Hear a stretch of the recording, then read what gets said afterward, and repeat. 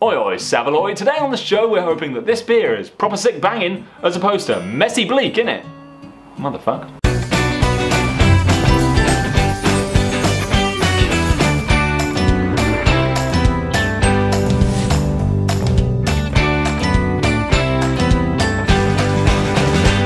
Welcome to Pint Sized. The other day I went to the Essex Festival of Food and Drink in Cressing Temple Barns. It was great, there was loads of food, loads of drink, it was like a festival. We stumbled across Bishop Nick, a craft brewery from Essex, and we thought, I'm going to pick up a bottle, I'm going to pick up a glass, and I'm going to give it a try on the show. Because all too often we're looking to the furthest corners of the country in search for craft beer when it's right on our doorstep, so we should really give it a try, which is what we're doing today. We've got a bottle of their 3.9% limited edition Amber Ale, Arise. It's stuffed full of blackcurranty Bramling Cross hops, refreshing challengers, and smooth, polished goldings. Here's a fun story. Bishop Nick was burnt at the stake in 1555 as a martyr. I prefer my steaks a little less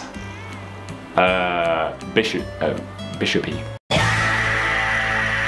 300 years later, in 1842, Thomas Dixon Ridley set up Ridley's Brewery on the banks of the Chelmer, Thelma and Louise, and they went on to produce some of Essex's finest brews until they were sold in 2005. Ah, big year. Michael Jackson died. Never fear though, the Ridley's brewing pedigree continues with Nelion Ridley setting up this one here, Bishop Nick, craft brewery himself, to single-handedly keep the dream alive. And since then, none of them have been burned at the stake. Yeah.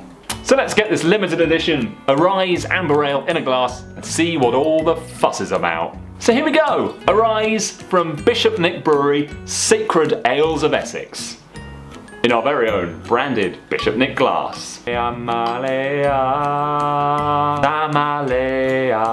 there we go. Oh, look at that. That is an amber, if I ever saw one. Dancing in the sunlight, copper, amber colour, loads of carbonation, proper head. That beer was excited to get out of that bottle. Oh yes. Oh my days. So much blackcurrant. Oh, cranberry, blackcurrant. Oh, it's just like a mould. It's just that mulling spice smell. Oh, that just smells amazing. Oh, oh. Lovely texture, lovely warming, caramelly, malty flavour. I think it's falling down a little bit on the big blackcurrant burst I was expecting from that smell. I mean, that smell was promising so much.